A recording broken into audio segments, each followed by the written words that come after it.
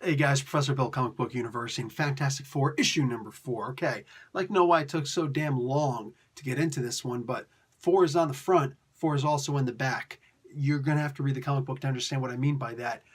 That alone makes it a really, pretty good, interesting book, but there's so much more. So let's get into who actually made this book.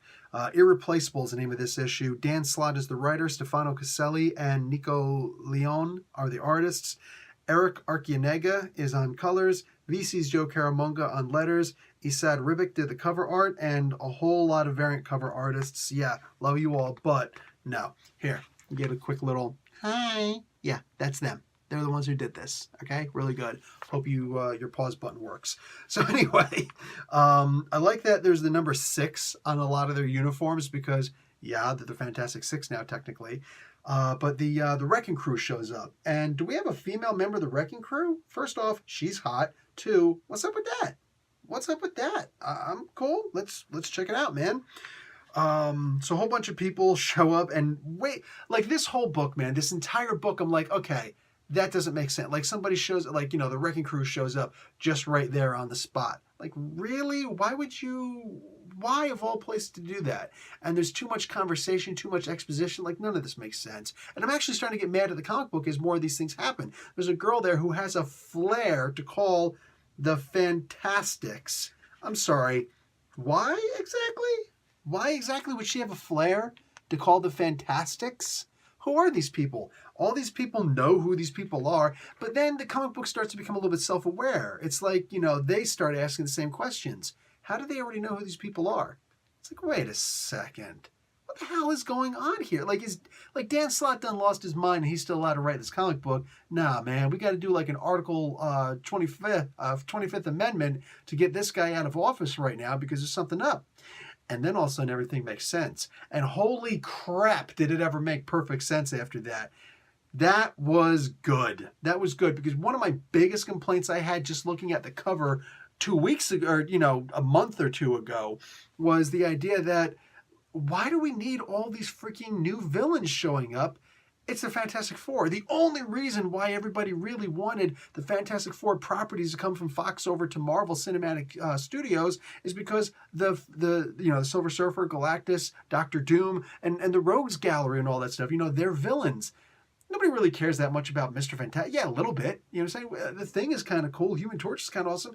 But like, we don't really care too much about the Fantastic Four. We want that Rogues Gallery, man. Where's Nihilus going up against the Avengers? That's what I want to see. So what's up? How come we don't have the bad guys? Well, I guess they kind of had to get this out of the way because I'm sure we're going to be seeing these guys again. I'm positive. But these characters are written very well, extremely believable, and I can't wait to see them again at this point. Oh, wow, this was good. So we get a whole bunch more of what's going on, and we actually get a really great moment between Valeria and Reed Richards when he tells her, don't ever act stupid for a boy. Best advice a father can ever give his daughter off the top of my head, all right? I'm sure there's other advice that you can give too, but right there, just like as soon as I'm like, yeah, Dan Slott's a daddy, that's for damn sure. You know what I'm saying? He's definitely a daddy. Wow. I love that. I like that moment alone made the whole comic book worth it for me.